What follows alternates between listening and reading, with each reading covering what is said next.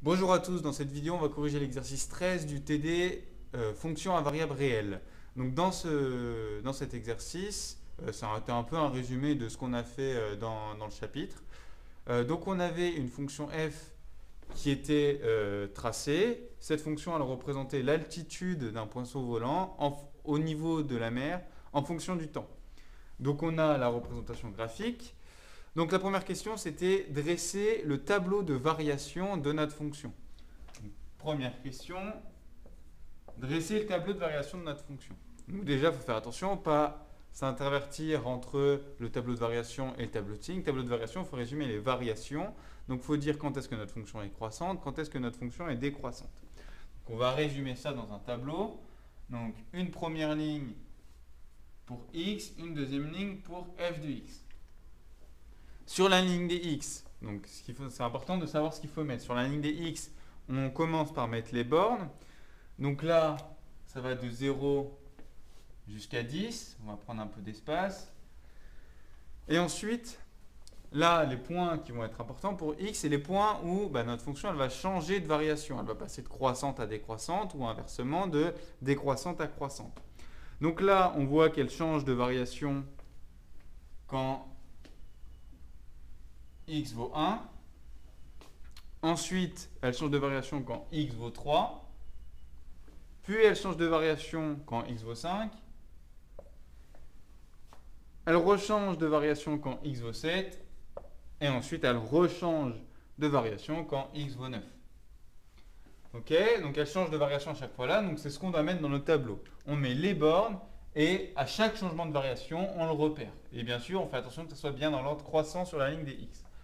Maintenant, on résume ça, l'allure de la courbe, on la résume dans le tableau de variation. Donc entre 0 et 1, notre fonction elle est croissante, donc on met une flèche vers le bas. Ensuite, entre 1 et 3, elle est décroissante, donc on met une flèche, on met une flèche vers le haut. Ensuite, on met une flèche vers le bas. Ensuite, vu qu'elle est croissante, entre 3 et 5, on met une flèche vers le haut. Sur l'intervalle 5-7, elle est décroissante, donc on met une flèche vers le bas. Entre 7 et 9, on met une flèche vers le haut. Et entre 9 et 10, on met une flèche vers le bas. Faites attention que ça ressemble du coup bien à la représentation graphique de la fonction qui est donnée dans l'énoncé. Maintenant, on n'a pas fini. Nous, on connaît les valeurs en 0, 1, 3, 5, 7, 9 et 10. Donc, on met en 0, notre fonction, elle vaut 0.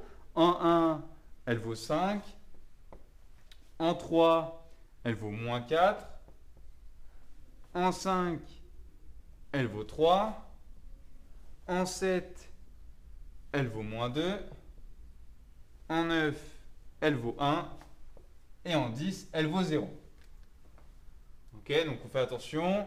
On met bien le nombre associé à 1 en face de 1. Ok, on essaye d'aligner les choses entre elles et on met bien les flèches dans cet ordre-là. Deuxième question. Donc, on nous demandait de quelle était la profondeur maximale atteinte par ce poisson et au bout de combien de temps elle était atteinte. Donc là, on peut soit s'aider de la représentation graphique directement, soit s'aider de notre tableau de variation. Donc là, par exemple, si on s'aide de notre tableau de variation, on voit que la profondeur maximale, donc il faut faire attention, vu la profondeur, on va être sous l'eau, donc la profondeur maximale, ça va être le plus bas possible, donc ça va être des nombres négatifs. Les nombres négatifs, au vu de l'énoncé, ça représente la profondeur, ok, quand on est sous l'eau, nombre négatif. Donc là, la profondeur maximale, ça correspond à moins 4. Donc là, on va pas, bien sûr, vu qu'on parle de profondeur, on ne va pas laisser à moins. Donc c'est du coup 4 décimètres. Ok, parce que faites attention, l'unité de mesure, là, c'était des décimètres.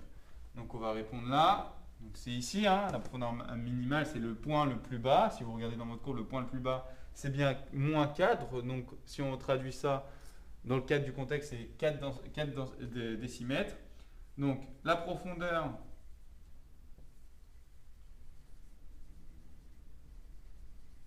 maximale est de du coup 4 décimètres, on a dit. Et on demande au bout de combien de temps. On regarde le temps cette fois, donc on doit regarder la ligne des x si vous voulez, la ligne des abscisses. Et cette fois, on regarde, c'est au bout de 3 et de 3 quoi? De 3 minutes. On fait attention aux unités. La profondeur maximale est du coup de 4 décimètres, atteinte au bout de 3 minutes. Donc ça, de la même manière, soit vous regardez directement sur le tableau de variation, soit vous vous aidez de la courbe qu'on vous a donnée dans l'énoncé. Ensuite, donc petit 2, cette fois, on vous demandait de tracer le tableau de signes de votre fonction. Donc faire attention, hein, c'est plus pareil que le tableau de variation. Le tableau de signes, on vous demande du coup de renseigner le signe de la fonction en fonction de x. Donc le signe de la fonction, c'est dire si elle est positive ou négative. Donc bon, le début c'est toujours pareil, on met une ligne pour les x, une ligne pour les f de x. Sur la ligne des x, ce qu'on doit mettre, on doit toujours mettre les bornes. Donc on va commencer à 0. Et ce qu'on doit repérer à chaque fois, c'est le changement de signe. Cette fois, on fait attention, on regarde le signe de la fonction, donc on doit regarder quand est-ce qu'elle change de signe. Donc elle change de signe, on voit que, donc en gros, quand est-ce qu'elle coupe l'axe des abscisses. Elle change de signe au bout de 2 minutes, de 4 minutes, de 6 minutes, de 8 minutes, et on met l'autre borne de 10 minutes. Du coup, on sait qu'en 0, en 2, elle vaut 0, en 4, elle vaut 0, en 6, elle vaut 0, en 8, elle vaut 0. On pourrait très bien marquer qu'en 0 et en 10, elle vaut 0, mais pour les bornes, on n'est pas obligé de le mettre. Et donc là, on renseigne si entre 0 et 2, si c'est positif ou négatif. Bon, entre 0 et 2, votre courbe, elle est au-dessus de l'axe des abscisses, donc c'est positif. Donc on met un plus. Faites attention à ce plus là, vous voyez, si on le projette ici, il est entre le 0 et 2. C'est pour dire que c'est positif tout entre 0 et 2. Faites attention à ne pas le mettre en dessous du 0 par exemple. Maintenant, entre 2 et 4, on voit que c'est négatif. Ensuite, c'est positif, puis négatif, puis positif. Donc voilà le tableau de signes.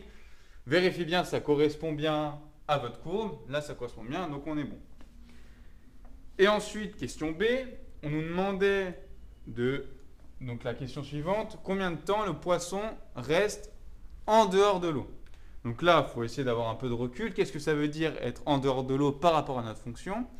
Notre fonction, c'est à représenter l'altitude de notre poisson. Donc l'altitude au niveau de la mer. Donc ça veut dire que quand ça va être positif, on va être hors de l'eau. Okay, donc nous, on doit regarder pendant quel moment elle est hors de l'eau. Donc soit on regarde directement sur notre graphique, ou sinon ce qu'on peut faire, on peut s'aider de notre tableau de signes. Du coup, on a regardé quand est-ce qu'elle est positive. Elle est positive du coup ici, ici et ici. Ok, donc ça c'est positif entre 0 et 2, puis entre 4 et 6, puis entre 8 et 10. Donc nous, on doit regarder le temps cumulé de tous ces temps-là. Donc on a 2 minutes ici, 2 minutes ici, 2 minutes ici. Donc on a 3 fois 2 minutes, donc autrement dit 6 minutes. Donc ça veut dire que le poisson, il reste 6 minutes hors de l'eau. Donc on va marquer ça. Le poisson reste, on peut même mettre le détail du calcul si vous voulez, 2 plus 2 plus 2, 6 minutes hors de l'eau.